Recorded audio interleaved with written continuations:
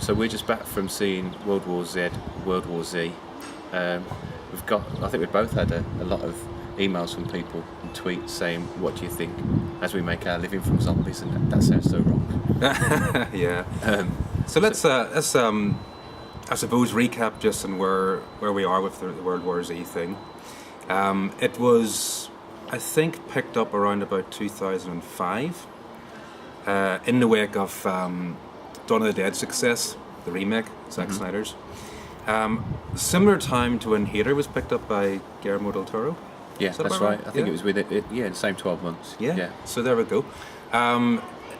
It spent quite a bit of time in development hell, and for a long time nobody thought anything was going to happen to it. There was a bidding war, I think, to get the rights as well between Brad Pitt and Leonardo DiCaprio. Yeah. Brad Pitt won. It was quite a troubled shoot from what we hear. Reports of a lot of reshoots. Yeah. We'll talk a little bit about that later, I guess. And then eventually it got made, and it got its release just recently. So before that, though, a lot of people were backpedaling. Zack Snyder, Max Brooks himself, the writer, just on the cusp of it being released, was saying, "Well, this has nothing really to do with my book. This is very much a different film," and it looked like it was going to be unleashed onto the public to a mass slating. Yeah. That wasn't what happened, really. Not so far, anyway.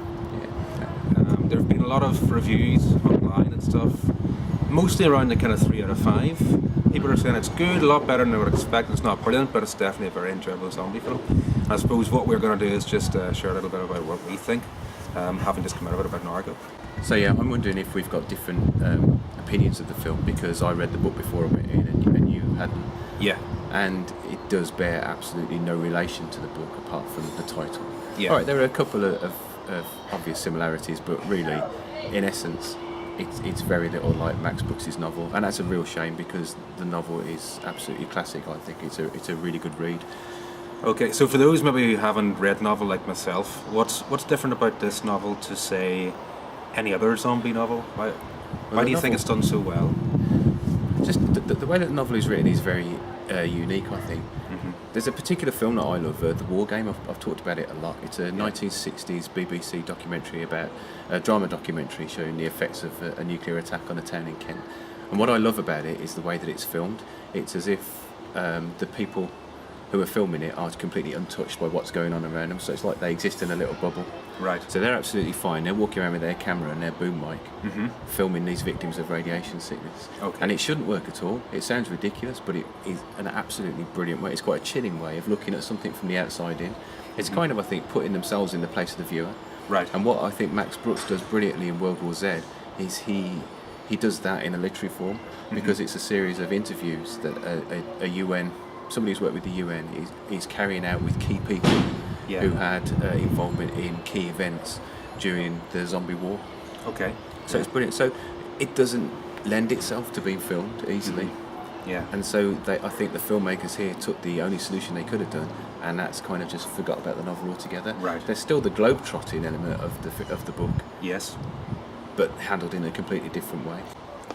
Okay, so we followed Jerry and his family, and they're pretty much, as all good zombie movie starts out, it's basically the events happening to them and their reaction to those events. So for me, it reminded me very much the first 20 minutes, first half an hour of the first 20 minutes or half an hour of 28 Weeks Later. Yeah.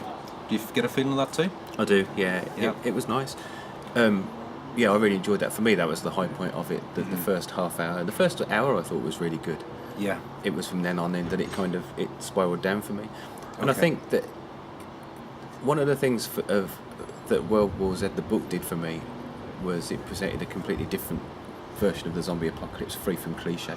But I think what the film did was pander to pretty much every cliche from my point of view. I think it was cliche.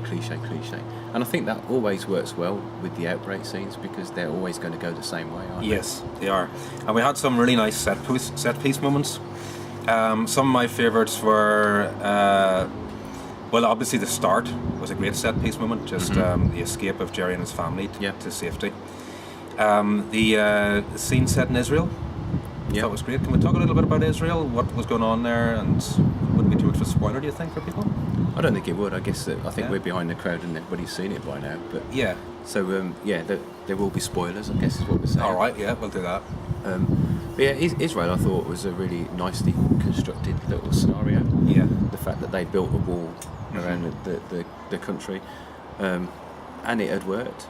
But where that piece fell down for me, and it was beautiful to watch. It was brilliantly made. Yes, very much so. But again, falling into cliches, Brad Pitt lands there and all hell breaks loose. Yeah. And all hell breaks loose because someone decides to sing a song. Just the wrong moment. Just the wrong moment. And Brad's there in the middle of it. Yeah. But he gets out of the middle of it. Yes. Nobody else does. No. Apart from one soldier. That's true, yeah, which was But interesting. He manages to get away. And that sums up the film to me. You've got this Brad Pitt character. It doesn't really serve a lot of purpose other than to walk around with good hair Yeah. and just kind of clumsily carry the narrative. Yeah, there's not an awful lot of development of his character to say. We've got bullet points as to why he's important, why the US government felt the need to extract him from the middle of the scene, the scenes of carnage, and him in particular, and went to great lengths to do that. And then it's just like, well, we're going to send you in with this scientist guy, and you're going to find out what basically happened, why this is all happening, because the word zombie comes from something that was mentioned in somewhere. It was so it was so brushed somewhere, over. as I remember. Yeah, it was just brushed over so with such broad strokes. It was South Korea, wasn't it? As opposed to China, which is where the outbreak was sourced in the book. But obviously, that's not as commercially viable to say, China, you started it all. No.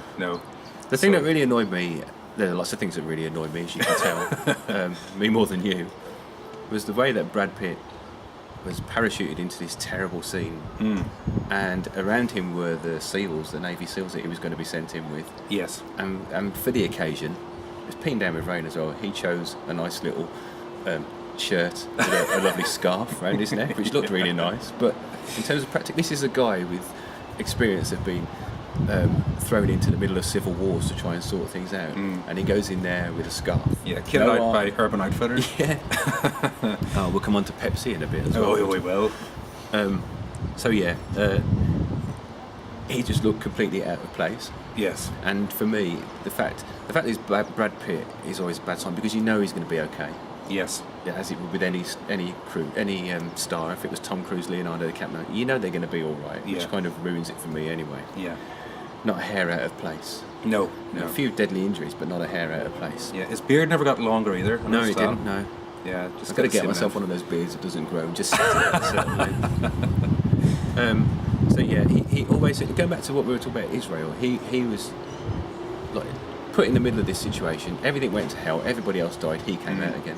Yeah. The same with the Korean situation. He goes in there in a lovely little outfit, comes out without a scratch. Yeah. Whereas these trained Navy SEALs don't make it, and the doctor doesn't make it. Well, the thing about the doctor annoyed me because he was set up as a pivotal character. Yeah. Quite key, and this was the whole mission. Blah blah blah. I wonder, did he tripped over himself? Yeah, he didn't even get eaten. He didn't get shot. Yeah. And he was thrown away in one sentence. What happened to him? Oh, he slipped over and died. Yeah. Pretty much. And it didn't have got a bad a fall to me I thought anyway. he was going to get up with a few teeth missing and bloody nose, but no. So I mean, it just seemed like they were going that direction. Whoever was doing the screenwriting and thought, you know what, that's a bit shit. Let's just get rid of that and do something else, and send them somewhere else, because that's what they needed to be doing.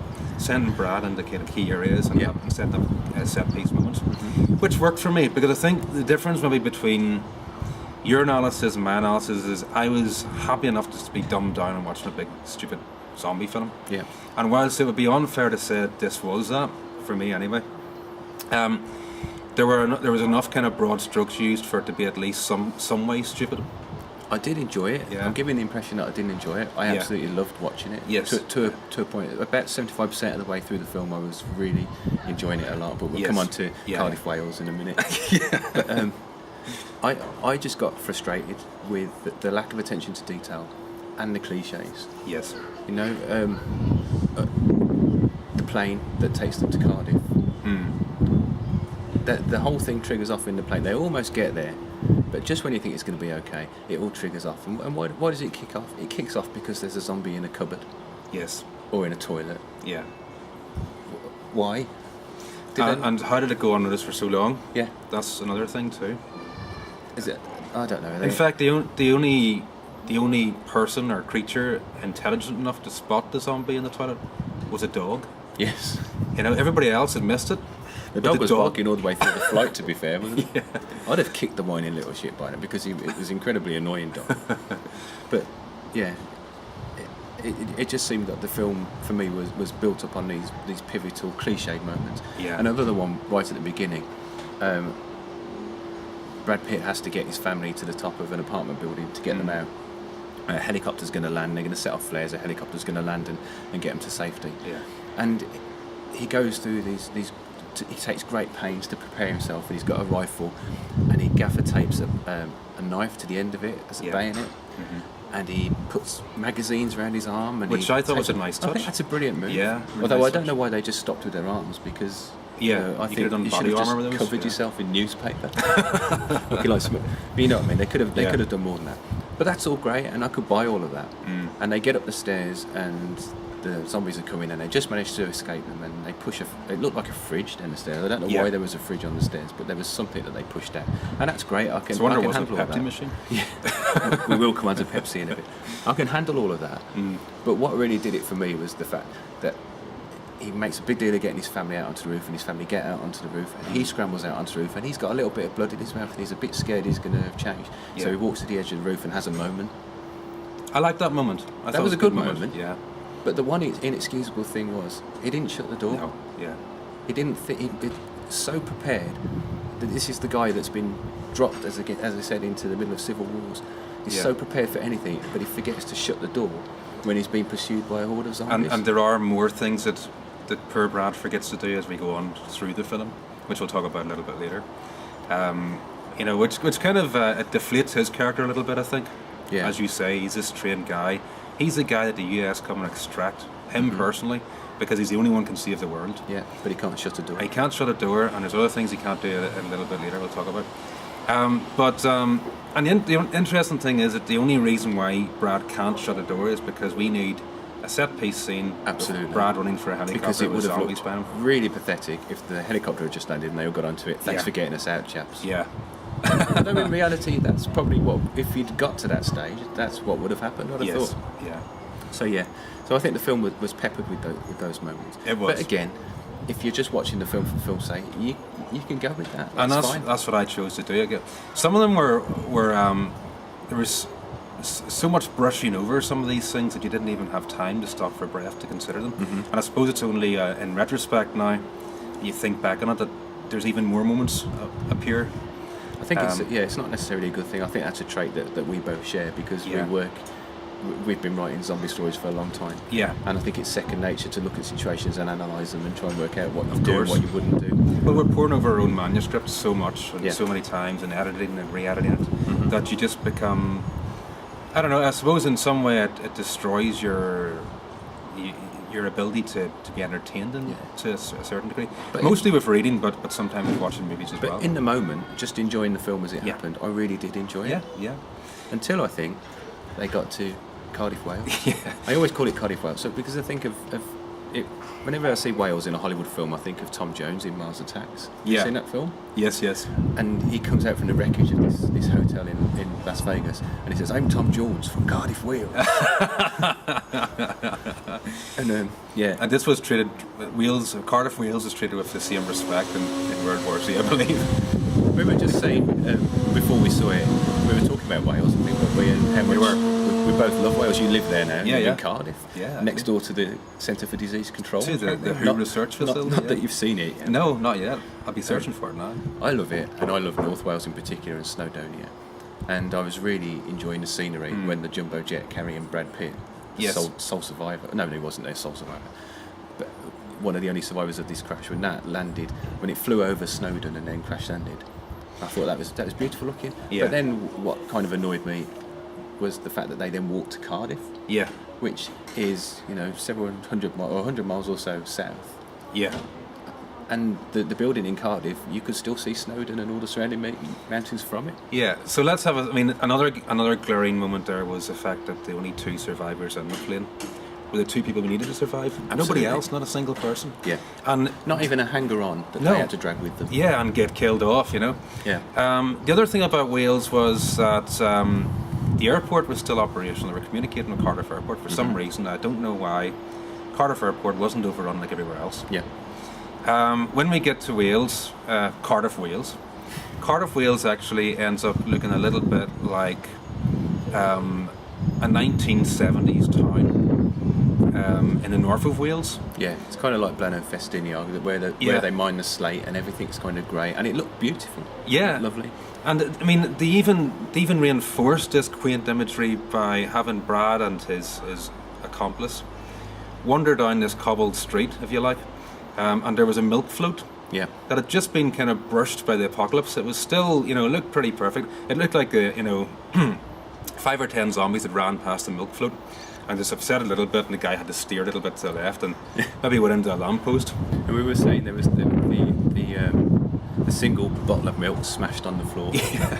And it didn't look like there'd been a lot of trouble, just enough trouble to startle the milkman as he was carrying the milk over, enough to make him drop it. Just a mild And then run scuffle. off. And it had only just happened because it was still wet. But even worse than that, they had a curtain twitcher who just opened the curtain and looked out a little bit just to see Brad and quickly dip behind it again. Here, Daffy, is that Brad Pitt there? And we're thinking why is there nobody here? Yeah. Why are there no zombies here? And the only reason we can think of is that whoever was making this film reckoned that in Cardiff there probably only was about 10 people. Cardiff, Indeed. Wales is the same as North Wales. 10 people live there. Yeah. Yeah. So I mean, we maybe take a little bit of offence to that. And it bothers you because you live there. It Yeah, bothers yeah. me because I love Wales. Yeah. But for the 99.9% of the people who are going to watch this film, they couldn't give a shit. No, They're no. not interested Yeah, at all. yeah. You know? So they managed to walk to the Centre for Disease Control. Yeah. This incredible building, which itself was a cliche because everything was okay in Wing A. Yeah. But in Wing B, everything had gone to hell, and of course Wing B was where they had to get, and it was connected by, of all things, a sky bridge. Yes, of course. You can't drive through Wales without seeing buildings connected to different parts of the same building by sky bridges. Well, this is it. It's just known for it. But the other thing, again, which annoyed me was whenever they're approaching this big research facility, it was all batten down the hatches, everybody's hiding inside. It's like, don't go outside, blah, blah, blah. They're talking through a camera, they're appealing to the camera to come and let them in. And there's not a single solitary zombie in sight. Yeah.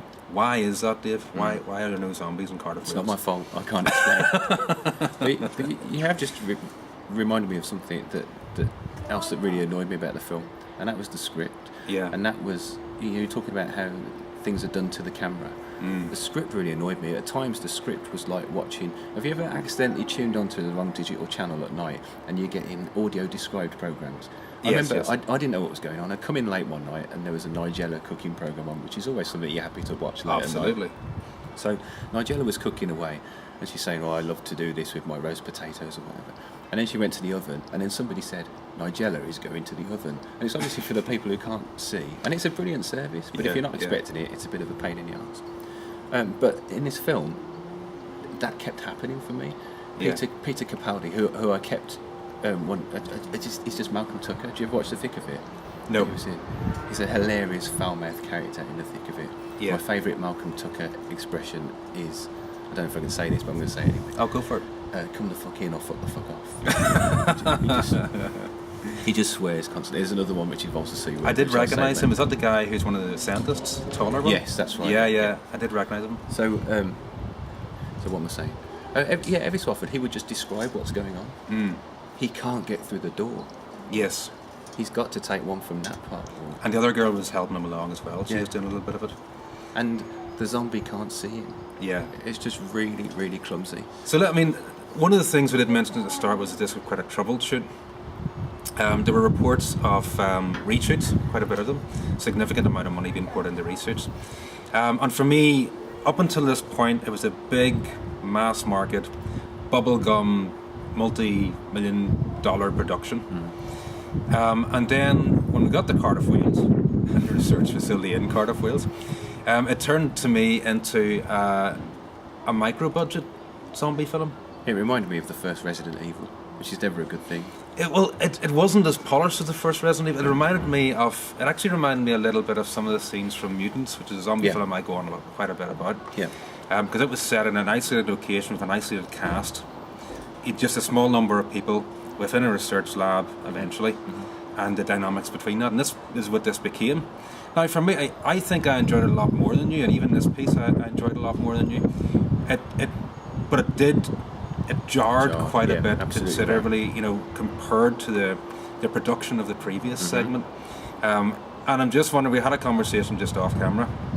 Would we have seen this, would we have noticed that if we hadn't have heard reports of reshooting? And I think we definitely would. Yeah. I think we would still be having this conversation. It was that noticeable? Yeah. Yeah, I agree with you. Well, because what surprises me, though, is if that was the part of the film that needed tightening up, and that was the part of the film they went back and worked on, that they were happy with the outcome, what must it have been like before? Yeah. I would imagine that the ending they originally had was far better, far more palatable.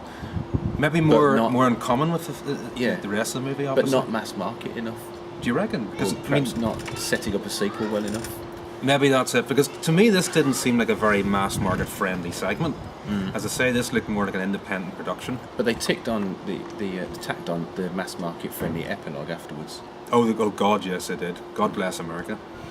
And they kind of like, we will fight them in the beaches. Yeah. Those moments were just tagged on to the end. It was almost like a kind of a cautious, if we get a sequel it'd be great and we can kind of capitalise on it, but if we don't, this will probably end it nicely. Yeah. We can all walk away and pat each other in the back. Leave our options open. Yes, it was that kind of ending, I believe. So overall impressions? I really enjoyed it. Despite everything I've said, I really, really enjoyed watching it. What were the highlights for you? Opening, the first 20 minutes, first half hour, absolutely brilliant. And I don't think it went rapidly downhill from there, but I think it went slowly downhill. Yeah. So the downside for me was constantly tripping up on its own logic, overuse of cliches. Yes. And I also think that it was insulting to call it World War Z. Okay. Yeah. I mentioned to you that we were talking earlier about the book and the structure of the book, and it seemed to me that there was a kind of montage at the end when Brad's voiceover was saying, and this is going on in Russia still, and this is going on here, and this is going on there. It was almost an insulting, here you go, Max, this is just to remind you that this is a little bit like your book. Yes. And definitely echo with that. You know, it's difficult. As we said, I had Hater optioned at the same time that World War Z was optioned, and I'd give anything for that to be made. And I'm hopeful that a film like World War Z being successful is going to reignite interest in Hater. Yeah. You know, we've just re-optioned it over the last week or so I'm really hopeful.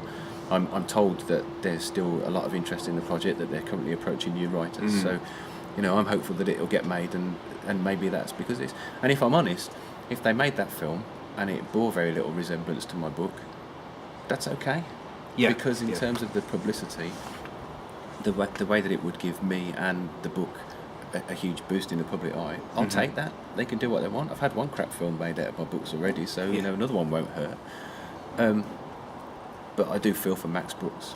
Right. Okay. I really do feel for him. For me, it was a good and enjoyable zombie film. A lot of suspense, a lot of key moments. The set piece moments, I think, were really good. I loved the opening scenes. It reminded me, as I say, very much of 28 Weeks Later, and the opening scene of that was, I believe, probably the best 20 minutes of zombie footage I've ever seen. Yeah. You know. Yeah. It had a similar appeal to Zack Snyder's Dawn of the Dead remake, and then it was, you know, very much mass market, very much, you know, wham bam, moving from one set piece to another with very little time for taking a breath. And if you allowed yourself to be rolled along with that wave, there was a lot to enjoy. And even when it got to Cardiff, Wales, and even though it had a lot of problems with just, you know, I think just that they hadn't a budget to play with there, and that's why we didn't see any zombies in Cardiff, Wales. There were more zombies inside the facility than there were outside. That's ridiculous. Why would you cage yourself in with more zombies than there are actually outside? So that was a bit ridiculous, but I think that's probably to do with like a budget. I think they made the best of that scene, and as I say, it had the feeling to me of a good micro to small budget zombie film. But that was jarring against the huge budget productions of the beginning and the other set piece moments within the movie. But overall, I really enjoyed it. I'm glad it's doing well. I think that the acting was fine. Mm-hmm. I liked the characters there were. There wasn't very much in terms of fleshing them out, but everybody did okay with what they had. Yeah. So a very little cause for complaint. If you're looking for some kind of highbrow zombie production or taking zombies, look elsewhere. Absolutely, goes without saying. I don't think anyone would go into this thinking it's going to be.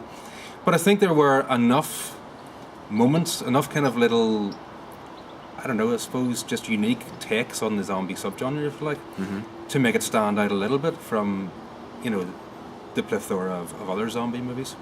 So I was happy enough from that perspective too, that there was enough bringing something different to the table. It's going to be a good thing. We've been saying for a long time that, well, I certainly have felt that the continuation of the zombie genre and the popularity of it was really hinged to a great extent on the successful failure of World War Z. Yeah. And right up until the week before release, I thought it was going to be a failure, and let's get right something different, which we are anyway. Yeah. I thought it was going to be complete trunks up until the reviews started coming out, basically. But I'm really pleased that they salvaged a good movie from it. Yes, they did. Yeah. And again, despite how negative I think I've sounded all the way through this, I really enjoyed it. And I'm really glad we saw it. Yeah, no, absolutely. I was looking forward to it. I was looking forward to enjoying it, so I didn't very positive, because before I'd read some of the reviews, I was expecting not to enjoy it. I thought it was going to be awful. Yeah. And I think that Brad Pitt really has done a good job in terms of turning this into something salvageable, as you say, even including the Cardiff Wheels moments. I thought they were okay for me. Well, we'll do a percentage. Do you think that's worth doing that? Yeah, go for it. I think. Okay. Go on, you go first. What do you think? I'm all right. I'm going to give like a percentage based on how much I enjoyed the movie. Now I'm just out of the movie. I'm already starting to think of moments which didn't really, plot holes and things like that, and there are a few. But all that aside, in terms of how much I enjoyed this movie, I'm going to go for 70%. Right. Well, I'm going to go lower than that. Yeah. As you expect. Originally I said 55. I thought 55, but I'd go maybe a little bit higher, but maybe not as high as 60. So I'm going to be very precise, 57.5%. 57.5. All right. Yeah. So. But what I want to do is take the book away and read it. Yeah. And then tell me your percentage after you've read the book. That'll be interesting. Yeah. I wonder will it be affected. Yeah. Yeah. Cool. But no, it's good. Yeah. And I couldn't think of a better way to spend a sunny Sunday morning. Yeah. in a dingy old theatre, watching a nasty old zombie movie. Excellent. Okay, so it's us signing off. I'm Wayne Simmons. I'm Dave Moody. And yeah, you've just heard our review of World War Z. And that sounded so corny.